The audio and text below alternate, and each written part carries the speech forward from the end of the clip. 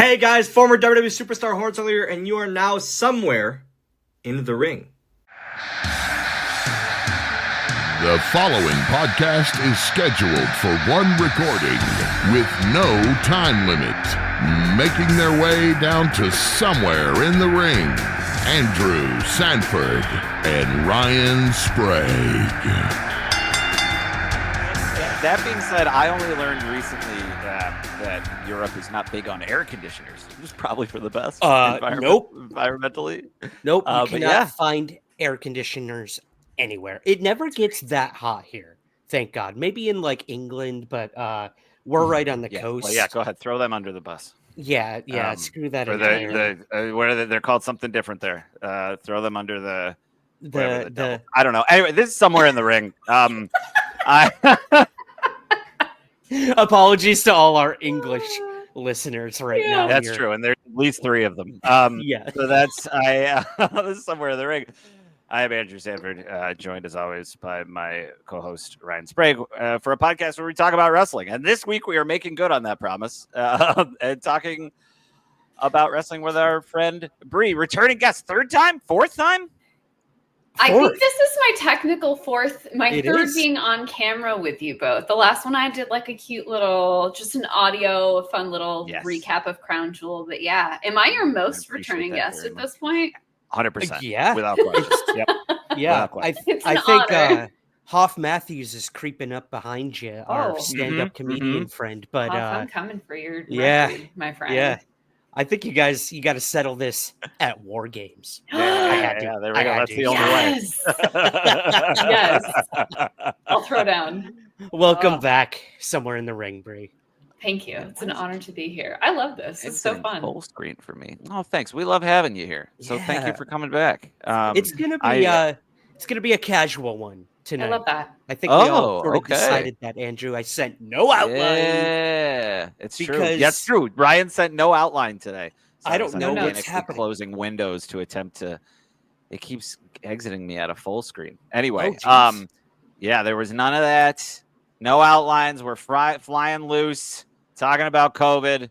Talking about SmackDown. More so SmackDown than COVID, hopefully. Yeah, I hope so. Ideally, I think that's. But Brie, it's been a little bit. I know you came in for the Crown Jewel update. Mm-hmm. What else has been going on? How are you? How are things? What's your life been like outside of podcasting and online content stuff? So good. Things are so good, guys. I'm having the best time so far. Just like wrestling, gaming. I just recently put out a gaming review that blew up in the weirdest way. I'm having a crazy, it's been a wild year. We love that. What did you review that blew up for you? It's an indie game called Zoocosis, and it was not good. I specialize in reviewing things that are not good. That's my favorite thing. Okay. I think I was very fair. I think there were a lot of people that made videos that were a little harsh, but it was a super highly anticipated horror game, and it just fell really, really flat. And a horror game. Yeah. My main genre is horror. So okay, so Zoocosis. Are we talking like zombie animals, or what was this game? Animals. Yeah. So here's the thing: is the people who the people who made it really, they had someone real strong cutting the trailers, but unfortunately, it was overselling by quite a bit. So this trailer made it seem like you would walk through and there'd be mutated animals popping up left and right, and you'd have to make choices and whatever. And it ended up really being just Zoo Tycoon with some predictable horror elements. So you'd have to you had to pick up poop and feed the animal, which is fine, but all the scares happened in a very formulaic way. I knew exactly when the transformations were happening. It didn't end up being scary at all. So, okay, yeah, it's a bummer too, because I think there could be something fun with a horror, amazing concept, real time strategy kind of a thing. Yeah. Amazing concept, and unfortunately, they just kind of let it go. But other than that, life is good. So Zoocosis, you were very let down by this game. I watched the video. Brie, I mean, you're up to almost 400K views on that thing. Crazy. Was this a very anticipated game, or what was the sitch? But this was not a video I anticipated doing well. I thought it would do okay. I did not think it would do better than my wrestling video, my WrestleMania video, which now it has surpassed views on that, which I think is kind of crazy. Wild. Yeah, I started as a gaming content creator, and then I was like, all right, let's do a little bit of wrestling and throw that in there. And now my audience is split, like, in a weird way. So not that I make things for other people, but I do feel this kind of responsibility to deliver on both sides of content, which is interesting to balance. Welcome to my life. Yeah, the struggle is real between the UFO world and the wrestling world. I have people saying, you sold out to wrestling, and then I have people say you sold out to UFOs. But come on, I've been doing a UFO show for almost 8 years now. Yeah. I also don't think if there are people that you said you sold out in either of those directions, I don't think you want those listeners. So that's a nice little. Sometimes there's like Darwinism takes many forms, and sometimes you can just kind of separate the wheat from the chaff, if you will. And make pancakes. That's all I can think of now. My kids have a pancakes book, and part of that is him separating wheat from. I love it. From chaff. Brie, smarter after I come here. I always learn something. Or you leave very hungry. Yeah. Also, Brie, all I'm hearing now is that we need to play some WWE 2K24, please and thank you. Yeah, now all the DLCs have come out. There's a sweet new scary Bray Wyatt that people can play as. Mm-hmm. Yeah. Sweet. I would be way down. People have told me I need to play GM mode because I just did like a couple of like matches with a custom character, and they were like, no, you need to do the full thing. I was like, that sounds like a significant time sink, but sure, someday. Name the time and the place. And I bet I think that would be so fun. GM mode is so much fun. It's so much fun. Just gonna say we have a Twitch channel, so that's true. We do. You guys are ready. It is covered in dust, but it is there. It's there. Haunted mansion music in the back, for sure. Well, Brie, the reason we're sort of having you on is because you have been up to your ears in wrestling. I mean, you went to Smackdown, which we want to hear all about. Your first ever experience at a live wrestling event, WWE specifically. And then within the span of, what was it? 24 hours? 28. Yeah. Wow, that was very specific, Ryan. Yeah. 24 hours. You went to an indie show too. Yeah. So, let's start. Excellent. When did you decide to go see a WWE show, and did it live up to your expectations? Give it to us. Walk us through the entire journey. So I had the friend that invited me over for WrestleMania. He was like, hey, they're coming to Buffalo. That's about a 2-hour-ish drive for us. It's kind of a, do you guys actually want to go to a live event? And of course I want to go to a live event. And so he gets the tickets. We are talking about it, excited for the months leading up to it. I will say that the night itself, I think it was well planned on their part. Like, he did all the planning, he and his girlfriend, and I always am thankful for that. I had a specific learning moment that made me a little late for the show that I think my video is coming out this week that I can dive into a little bit deeper. But I learned a very valuable lesson once again about WWE's gorilla grip on their copyright. My thinking is that, people could just film with their phones, right? But I brought my DSLR, right? Which is not a big DSLR, but I brought it with me, right? And they flagged it immediately. Yeah. So that led to a string of events that caused me to be late. I missed Roman's entrance, and I missed Jay and Jimmy's entrance to the beginning of SmackDown. I was just coming in when Sammy was coming in. So, that's a whole tale there. But other than that, once I actually got into the arena and saw everything, the SmackDown logo is on everything, the people are in the ring, Roman Reigns is in the ring in the flesh in front of me. I was like, it doesn't even matter. Everything that went wrong up to this point does not even matter.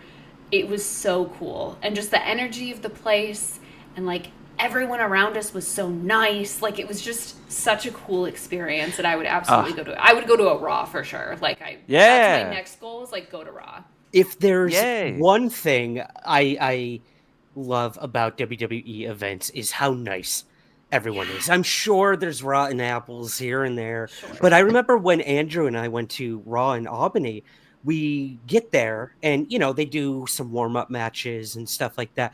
And we noticed that there's people in our seats and we were both like, oh, great. Like, this is how the night's going to start with someone sitting in our seats. So we kind of go up to him and I'm like, excuse me, sirs. He made that exact voice, actually. Yeah. I knew he would. Yeah. And threw an old quilt over himself. I believe these might be our seats. And they were like, oh, yeah, totally. We're seat fillers, which we didn't know that was a thing. Like, what is that? So basically, you know, these were before they actually started going on air and whatnot, like the warm-up matches. And what they do is they have everyone fill seats just so it doesn't look like there's any empty seats. Because we were on the hard camera. Whoa. So Andrew and I you could see us on television that night. I pointed us out a couple times to my dad because he was home watching it. Oh, that's awesome.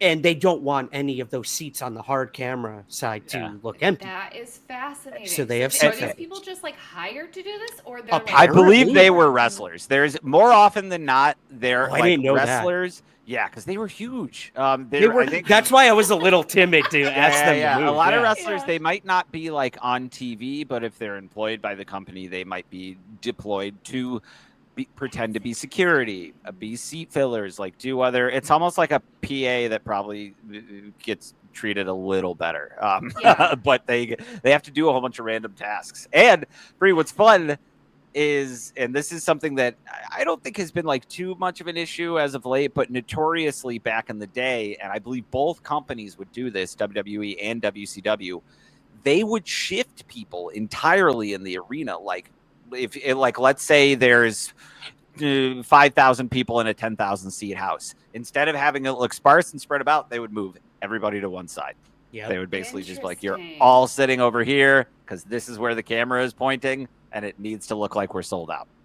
You know what? It's crazy to me to think because of when my wrestling journey started, like to think of a time when an arena wasn't sold out, right? Because we get there and it is packed. Like it is completely packed, and you hear them always say like, oh, we're in a sold out arena, whatever. Whether or not that's true, I have no idea. But it is wild to think that wrestling is kind of it's like next peak right now, and you guys have experienced it at a time when maybe that wasn't the case. So like maybe there weren't filled arenas and and it ebbs and flows. I think if anything, what is kind of coincidentally helping right now is that I believe they're doing fewer house shows. Like they're past the Vince McMahon, we need to be on the road and doing shows 350 days out of the year. Like they're past that. It's the return is not there because they'd be performing to empty houses. But then it drums up excitement for smaller shows or when they're people. A SmackDown is exciting, sure, but if there was a house show there 2 weeks before or even a month before, you're not going to get the same people. Yeah, exactly. Yeah, I hadn't thought about that. It's really interesting how they do these things. Okay, so you show up.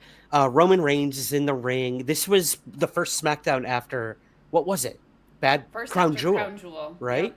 Okay, so this was after Sami Zayn had showed up at Crown Jewel, and we're like, uh-oh, is this going to be our new member of the Bloodline? Yeah. Again? I guess kind of walk us through like what those first promos were like there. Yeah, it was super cool. First of all, something confusing about going to a live show that I did not think about is when they're doing promo. It's very easy to watch a match when it's in the ring, right? Because it's right in front of you. Sure. It is another thing entirely, maybe it's just because I have bad eyes, to try to watch the promo actually happening in the ring. So I was between like looking at the Jumbotron because I was like, oh man, that's where the good camera angles are. And then looking down there because I'm like, well, they're in person. It feels better to look at them in person because they're here and I'm here. Like, it doesn't make much sense. So for the most of the promo, especially that first one, I was staring at the Jumbotron trying to get all the little nuances of like, you know, the facial expressions, whatever. Right. Yeah, so that was super cool. It was wild to see everyone in person. And also the added experience of having everybody else reacting around you, right? All of the like getting to boo with everybody was super fun. It was it was better than going to a concert. I was going to say it was like going to a concert, but it was it was like interactive theater. That's what it felt like. It was like going to the Rocky Horror Picture Show, right? Is like I wasn't throwing things, but well, not with that attitude. Similar to that. Not with that. Yeah, I know. I'm sure people have in the past, but like I was not. So yeah, crazy thing. And then to sort of wrap up at the end, not that I want to jump too far ahead, but like to see that promo and then to get to the very end of the show where like Sami comes back out with which side of the bloodline is he going to choose, and getting to see that portion of it was so exciting. Like a full circle that we got in one sitting, and I loved that. It was amazing to see. Just because I don't want to lose this little thread as far as throwing stuff into the ring, that definitely used to happen more often. There are some very prime examples of when Hulk Hogan did his heel turn in the mid-90s, long after he had done a heel turn in real life. He people started throwing in cups and garbage at him. I have watched there is an ECW, it used to happen all the time. There's one like infamous clip where the ring gets filled with folding chairs that people are just throwing into the ring. Yes. And I remember watching a tag team match. I want to say it was like Cactus Jack and jeepers, why can't I remember his name? Doesn't matter. Cactus Jack teaming with somebody. Dreamer? Was it Tommy? Huh? Well, he was Tommy against Dreamer, Tommy Dreamer. Terry Funk. How could I remember Tommy Dreamer, not Terry Funk? Doesn't matter. Tommy Dreamer and Raven. People are throwing in things for them to use as weapons. And at one point, someone picks up a VCR, hits someone over the head with it, and then goes, finds, and grabs the remote and throws that at them as well. That's a concept I just learned. We can talk about the indie show later, but that is a concept I learned at the indie show. The indie show was crazy. Excellent. Okay, all right. Let's plow through SmackDown because I want to hear about this crazy. Let's get through the glitz and glamour of WWE. Yeah. You also were there for the infamous pile driver of Randy Orton. Am I correct? Mm-hmm. I was. Yeah. That was a very. Again, it's easier on TV to be like, this is probably supposed to happen, but when you're in person and you see that and like suddenly it's stretchers and like people are coming up and like, oh, you like really have a moment where you're like, I don't know, is he actually hurt? But I'm seeing from other people that was a very gentle pile driver. I can't tell with my eyeballs. Everyone else especially when careful. I think it was the next day someone got a photo of them together looking at Kevin Owens' new car or something like that. Like they're best buddies. Yeah. You can see Orton almost like goes with him very much, which I would rather that. Too many careers have been ended from pile drivers. But it was pretty wild. That I bet it looked rad in person. Oh my gosh, it was terrifying, but like so cool. Cool. How about the entrances? Now, this is, something that you don't really... you get the gravitas of it on television, but when you're there and these people make their entrances, it really is like you're seeing, like, gods and goddesses, like, appearing from the heavens almost. I can't believe I just said that. But yeah, what did you did you think? Okay, I'm owning it. Yeah, how were the entrances? I mean, speaking of Randy Orton, like that was some starstruck. Because like I said, I miss Roman, which was really the one that I felt like I was gonna be super into. But man, Randy Orton in person, like he looks huge on TV, but like that man has like tree trunks for thighs, and like he's huge. I think something I didn't realize is the way that this is tailored for television. So when Randy comes out, he's like, it's like all this whole thing, we're all super excited, right? And then it goes to commercial, right? Randy gets into the ring, goes to commercial, and then the ring goes dark, and Randy is just pacing for like 2 minutes. Yep. And I was like, okay, I guess I kind of thought that we would just like listen to Randy's song for a long time and then like he'd do some credit. No, Randy in the dark doing circles like a dog, and I was like, let's talk about that a little bit, because Andrew and I have commented on that in the past. Like when you're at a televised event, they go to commercial, and I think he and I, like, we hadn't been to a televised event in a while. At least I hadn't. And I forgot. It had been like over a decade for me. Easily. Yeah, at least 2 for me, I think. Oh God, that's depressing. But anyways, I don't know why I'm being so mean to you today. I'm so sorry. I know. What did I do? I don't know what that is. Right, you're not old. You're a spring chicken. Thank you. You got a nice chin. All right, keep going. I appreciate. Wow. Get a really room, you two. Way. Yeah, Brie's like, what's going on here? No, I love I forgot what I was talking about. The commercial breaks. Yeah. Yeah, so like they kind of just like fade the music out, and then you're just kind of like waiting. Yeah. And what I love is like I think it was Gargano, might have been. Yeah, it was DIY specifically. Yeah. Yep. Like when it went to commercial, they did not miss a beat. They started going around talking to the audience members in the front row, getting the crowd. They were like, what do you call those guys? Hype people. It was awesome. Yep.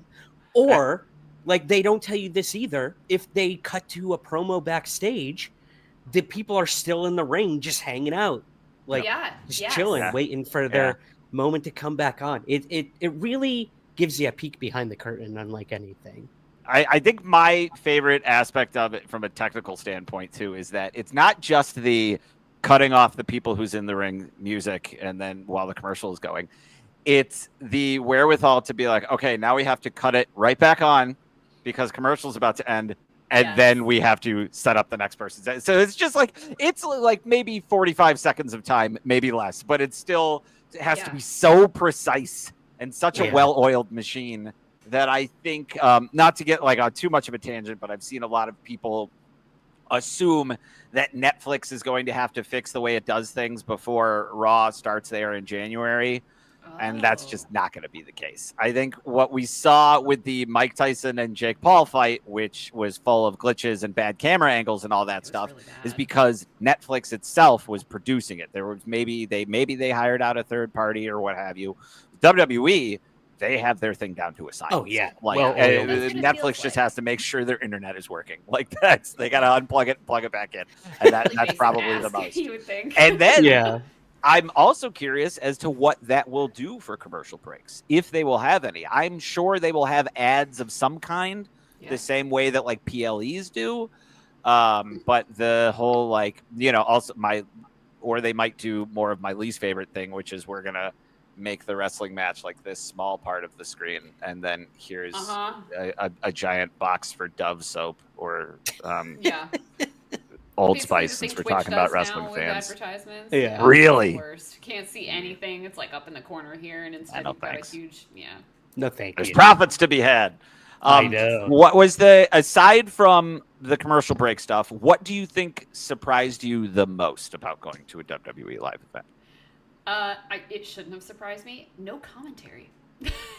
Fair, sure. It was so That's a big thing. Yeah, we were talking about that with our guest last week. Yeah. You just don't think about how much that adds to the experience of it all, and like kudos to literally all of the commentators for that being such a pivotal thing of wrestling. If like you don't think about it until it's not there.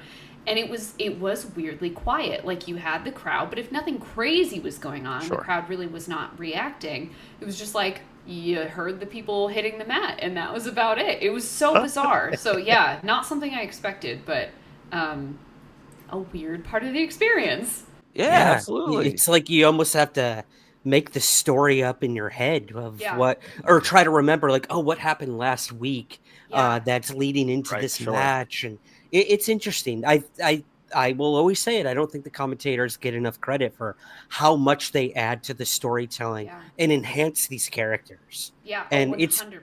It's good to hear wrestlers commend them for that. It's rare that you hear wrestlers be vocal about that, but I've heard people like, I think it was Bianca Belair once, just praise the announcers and the commentators for what they do for these characters week to week. Important. So much build up. Like is it Wade that is like ride or die for Dominic? Like every time Dom comes out, he's like, "This is a ladies' man." Like this is it's one of them is like very ride or die, and that always makes me laugh. I think that's such a good bit. Yeah, I love him on commentary too, and I miss him as a he was when Wade Barrett was wrestling, he was one of my absolute favorites. Like he's so good, and he's huge, and he had this kind of like British aristocrat thing that was real easy to hate. Just like good stuff, real good stuff. Did you have a favorite spot from the evening? Move, what have you? Or, like aside from the pile driver, I want to maybe try to dig into some things that because obviously that was shocking. But was there something like a move or something that happened that made you do the classic like gee, like something like that?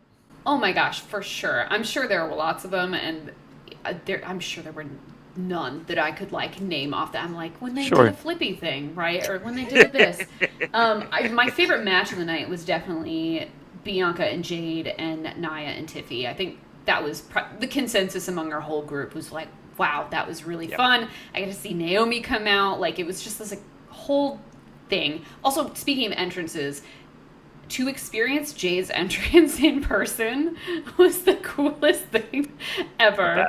It was so exciting. So yeah, just it was similar to seeing Randy Orton. It was like, wow, there's this like absolute titan that I'm seeing for the first time.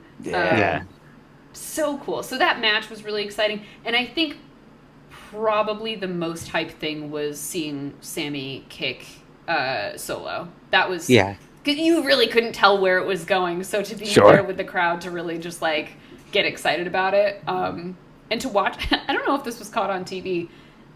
His shoe fell off in the midst of kicking Solo, and when the cameras cut, Roman like picked up the shoe and like untied it for him and like set it down so he could step. I don't recall that. Wow, it was cute. It was cute. I love that. That's a fun thing to catch on. I love shoes coming off spots. There's in the '98 Hell in a Cell, which you've seen that one. I've seen that There's one. the Terry Funk comes in at one point and gets choke slammed out of his shoes. And what I love about him the most is one clearly comes off by accident, and then he just like keeps shaking so the other one comes off. I'll have to watch really that good. back. I do remember that moment, but I don't remember his shoes. He really leaned into it. Well, that's because that's at that point you're more concerned about a tooth coming through somebody's nose. Like, you know what I mean? Like there's other stuff to focus on. There was a lot going on in that. That was not the first thing I was looking at for sure. Well, Brie, I have to ask, like, okay, so, when you're at home watching, like the last thing we saw, I have it pulled up here on my screen, this iconic moment at the end of the SmackDown you were at where it was all of them throwing up the one in the middle of the ring. And then we get the little thing at the bottom, fades to black. Like we see this every week. But then it's not over for you guys in the arena. So I have to ask, was there any dark matches after? Did you guys stick around for that? Like, give us the deets. First experience. I had never heard the term dark match until we like got there. My friend was like, "Oh yeah, there's probably a dark match ever." I'm like, "Oh what?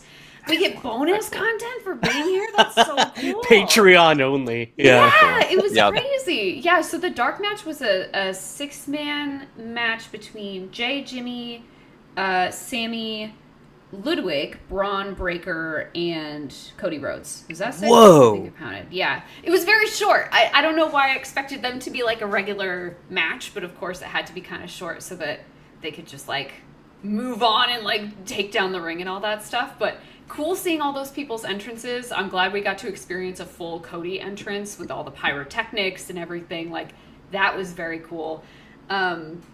So really enjoyed that. And then afterwards, I've seen these on Instagram, but I didn't know like when they happened. They brought some people into the ring. They brought this one girl who had been like battling stage 4 cancer, and like they gave her like her own signed belt. And like it was so heartwarming, like a great way to end the whole night. And of course, having Cody, this like fantastic spokesperson essentially for the WWE.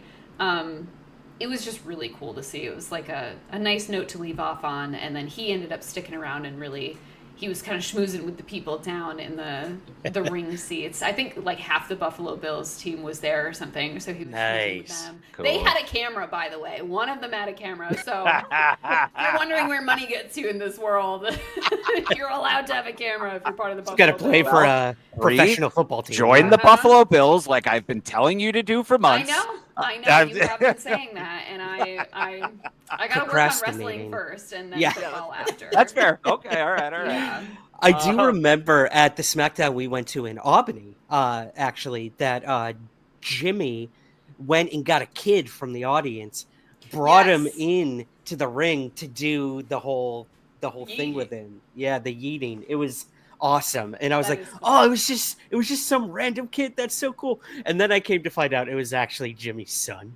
So that took a little bit of the magic away. That jerk. Man, but, gross. Yeah, what a little. How dare you? But no, I thought it was pretty cool. Nepo, baby. But just a crowd yelling at a child. Yeah. The other thing about our dark matches at our SmackDown, it went on for like an hour. We got 3 dark matches, which is like awesome. But I will tell you this. After a 2.5 to 3 hour event that just happened, because there was matches before the televised event too. Wow. You might have missed them, Brie. I did for sure. My dad was so tired. We had a 3-hour drive back to Syracuse, New York after the event. And I remember the matches just kept going. And I'm just like, yeah. And my dad's just sitting there like I need to drive home. Yeah, I don't blame him. That would have been our experience with Raw, I think, because that was going to be about a 3-hour drive for us. It's a Monday night, right? And then if they had done dark matches and stuff, like I think we probably would have had a tough time trying to, and then to work the next day, like this. Yeah. It's a lot. It's probably best I might need to Friday. I might need to double look into this too. But this actually leads me to my next question that I was going to have for the both of you. I believe that the Friday before Crown Jewel, like not the one directly but Crown Jewel, but the one the week before, they filmed 2 episodes of SmackDown in one night. Yep. 2 episodes in one night. I think I heard that, yeah. Would you stay or would you leave? I would leave. I will say full on. Unless I knew ahead of time. If I knew ahead of time and I could plan for 6 hours to be in an arena, maybe. But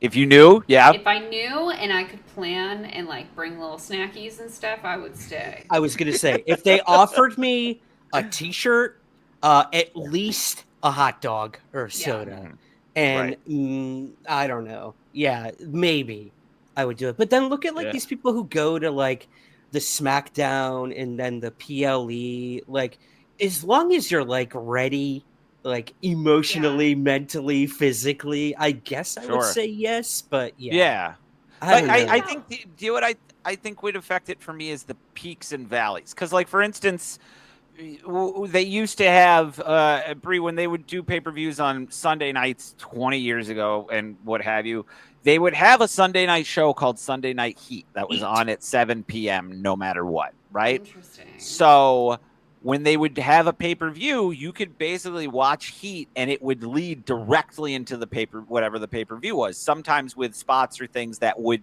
be like have a direct effect on what was happening. And obviously whoever was there for Heat would also you'd basically be getting tickets to a pay-per-view and also get to see Heat. But I think there's like a natural progression there. Whereas with 2 shows like that don't lead into each other, that are trying to, where one is pretending that it happens a week later, you're kind of going, it's a lot. Like, and I think that would, it would take the wind out of me at some point. And you can tell, I mean, that right now, the last 2 SmackDowns and next 2 Raws were pre-taped as well, because Triple H wants to give these people time off for like holidays and whatnot, which I think is fantastic. Yeah, but that's great. The problem you run into is we get spoilers because the people at the events are like, oh yeah, they pre-taped it. We're going to tell you guys what happened. So it's kind of like that situation where it's like, I got to stay off Twitter, wrestling Twitter, if I really don't want to know what happens. Or you can tell the audience, like you can tell they're a little exhausted and maybe not as up to it as much, but hey, that's the biz, I guess. That's the biz. Should we move to the indie event? I know we're running out of time here. Wow, please. What a whiplash, I would imagine. So tell us a little about this indie event that you went to. Yeah, so the next day we got in the car. We got home from Buffalo in the morning. We had stayed the night, and then we went to Vestal, New York, for an indie event that was with sort of a local group. Yeah, there we are. That's me talking to Big Bill Collier, and the Inhuman Monstrosity, I think, is the guy in the middle, and then Vince Valor is the one on the right next to me. And so I had connected with Xcite Wrestling a little bit ago, and I was like, hey, I'd really like to come out to an event. I was supposed to go out in October, and then instead had to go to that event where I got COVID instead. And so I probably would have been better off going to a wrestling event. But went to this one instead. And when I tell you, this was like, they were worried. So this conversation I was having right here was not, we didn't get it actually on film. It was just some photos that my best friend and my cameraman were taking. And they were like, you came from Smackdown yesterday and you're at an indie event today, like your first indie event. And I was like, yeah, like I'm super excited. They were like they were worried that I was like not gonna like us. They were like, it's not quite the production value of Smackdown. Like we are in a roller rink right now. Like they were literally building the ring behind me, which was fascinating. I got so much footage of that. They were like, it's not gonna be the same. I just want to like let you know that. I was like, no. This is what I want to see. Like if I'm gonna like wrestling and I'm gonna have this as something that I talk about with people, I want to see all of it. And when I tell you that this particular event, and I think indie wrestling in general, like I think I may have liked it more than SmackDown. Controversial yet awesome. Opinion. It was very solidifying for like me enjoying wrestling as a whole. It was very, very cool. That's very rad, Brie. Yeah. Like, and it's also I appreciate you sharing any of this with us, but they, any performance thing will bring nerves out of people, and that's an awesome picture. Will make people feel like a little anxious, and the idea that you came in knowing that and still like enjoyed the show and are gonna like give them good coverage, and it made you more of a wrestling fan. Like that's just very cool and very exciting. And I'm glad you got to have like that kind of experience, because that's really awesome. Like, because it's very easy to get swept up in the big, showiness of WWE, but to kind of see wrestling for like what it really is, almost like it's like seeing a good stand-up comedian, to like bring up the like what we've talked about. Like they are going to be able to work no matter where they are, like as long as they are getting across what the art form that they are trying to do. Like it doesn't need billions of dollars and Netflix and all that kind of stuff. It can just be people in a room sweating and beating each other up. So what surprised you the most about the indie event? Ooh, as far as surprises go, I think it was similar to what I was expecting, right? I feel like I've been to enough small town productions of various things in my life to know the production value itself. What was surprising was the skill of these people. Like, I guess I just assume, looking at WWE, these people have been doing it for a long time. They're the best of the best. That's why they're here. But like, to see how intense and some of the bumps these people were taking, like, they were not messing around, right? Like my friend had even warned me. He was like, it's a little less sanitized than WWE, because in indie shows a lot of stuff goes. Like Vince, I just sat down with Vince Valor, and he was saying, like I did a sort of like bring your own weapon street fight type event where the audience brings the weapons, which is when when you said that earlier, I was like, oh my gosh, I just learned about that. So yeah, they were getting hit hard, and to see the ring being built was also crazy, because it looks so bouncy and like so easy to hit. It's a metal frame with boards, wooden boards, just like a fairly thin mat. I was like, oh my god, they're just hitting wood every time. So every time I watched them like hit the ground, I was like, oh. It was crazy. That's one thing that I don't think really changes between indie wrestling and something like WWE is the ring itself. I mean, I remember when we left for that SmackDown, they were starting to take everything down, deconstruct it, and it's the referees that literally they take off their ref shirts. They're part of the crew. It's crazy. And it's the same with those guys in WWE. Like the ring itself, the barricades and everything, it's like hard to take bumps on those things. It's not like WWE cushions it any more than I would assume Xcite Wrestling does. So that's interesting. When I was very young, my family and I went to like a small indie show at a high school in my hometown, and I remember we got to get in the ring at one point, and my younger brother, who couldn't have been older than 10 at the time, wanted to do that. Like, he put his back and he was going to try to flip backward over the ropes and just, put his back against them, and they did not budge in the slightest. And he just kind of went, and went forward, because it's steel. There's steel ropes. It's spun steel. And these people are just flipping over them and getting caught in them, and just like it's nothing. It's crazy. Yeah, it is. It is crazy. Anything else kind of stick out to you or surprise you about the indie scene, or some of these wrestlers? Like, what were they like character wise? Oh my gosh, they were great. It's so cool. You just got people from all walks of life. Like, I didn't get her name. Oh my gosh, this is what was really surprising.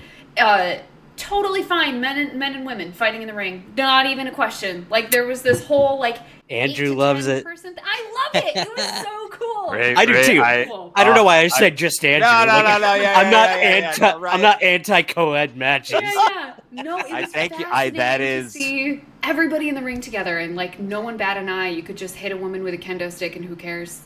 Great. Yep. That is one of my biggest complaints about WWE currently, if not my second biggest complaint. Stop doing shows in Saudi Arabia. But they fair enough. But they it's just let them fight. They're all trained. They're all doing the exact same training. They're training together.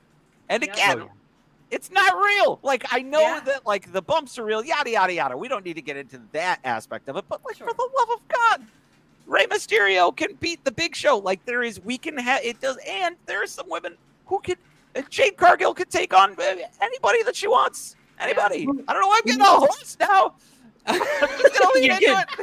You went up a couple octaves there, buddy. Yeah, I loved it. You're sounding like frustrating. It is real. It's real annoying, and I don't care for it. Totally, bro.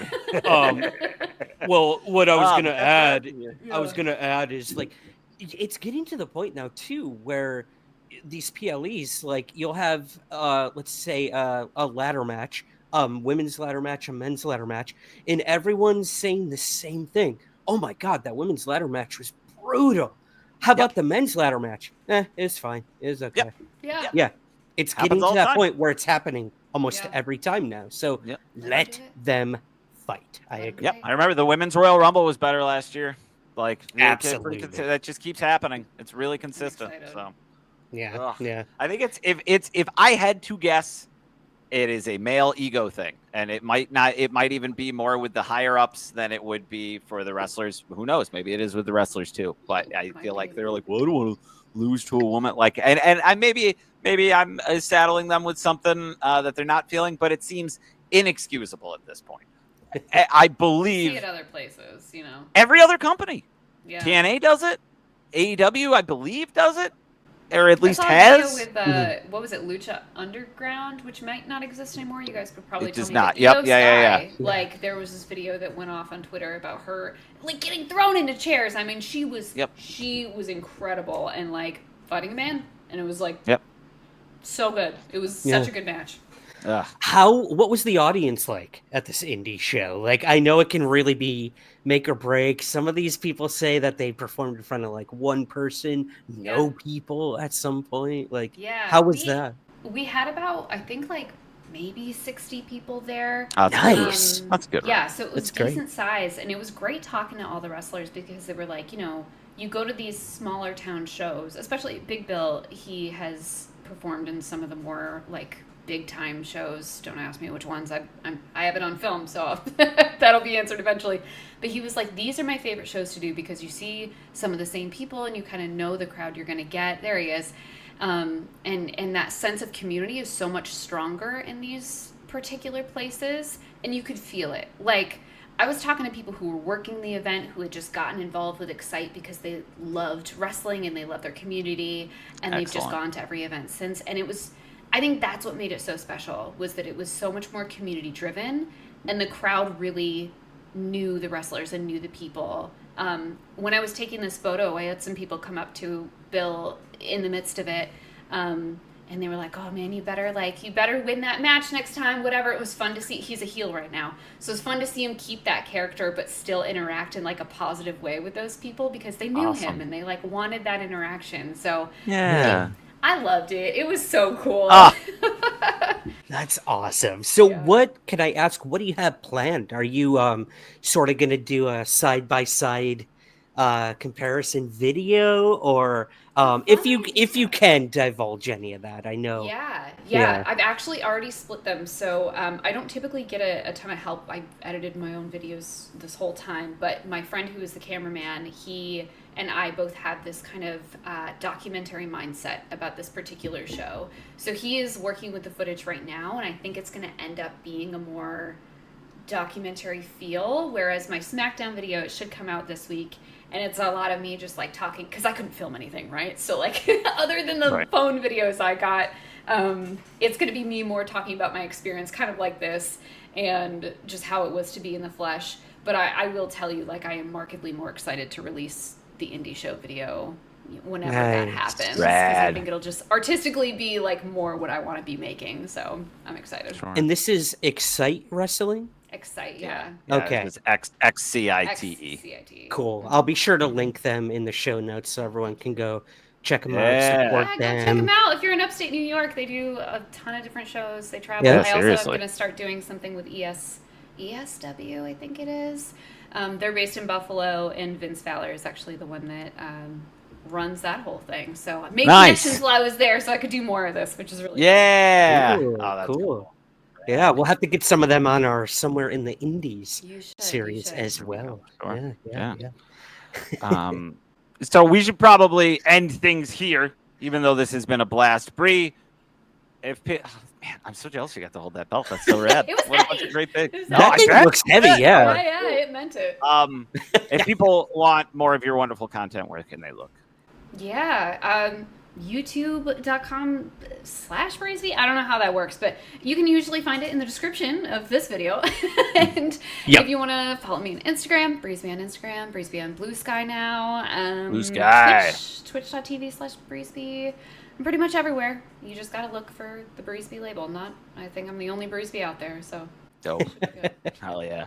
Ryan? Me. All right. What do I got going on? The usual. Catch me on Ancient Aliens on the History Channel.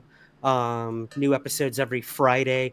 It was so cool. I just got like a bunch of people sending me photos. Apparently I was on an episode last night and I did not know that. And like, it honestly makes my day when like people take the time to like be like, oh, you were on TV. It makes it all so cool. Feel worth it. Cause trust me, those shoots can be pretty grueling. And I know that's a very first world problem to be complaining about being on freaking television, but it truly does mean the world to me when people like are like, yeah, you were on talking about whatever, ancient people and aliens coexisting. Weird.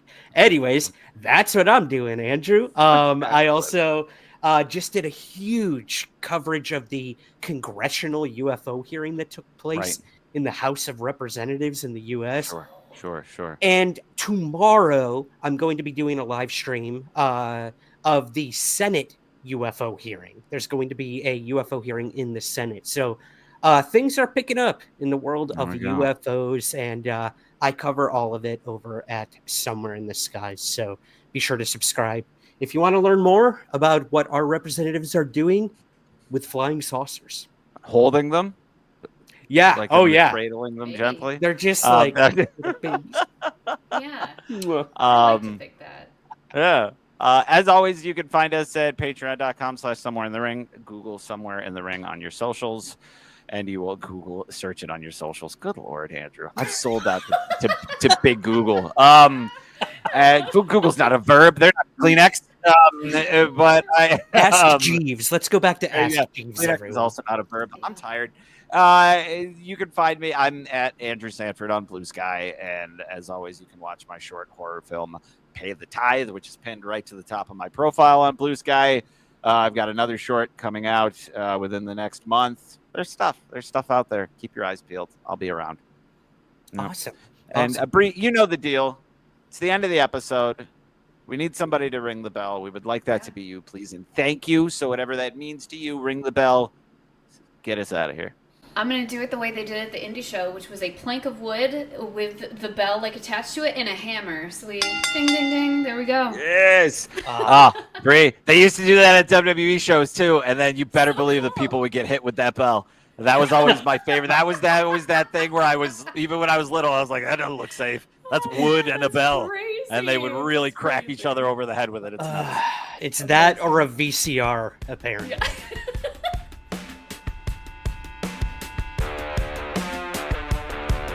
This has been Somewhere in the Ring. Thank you for listening.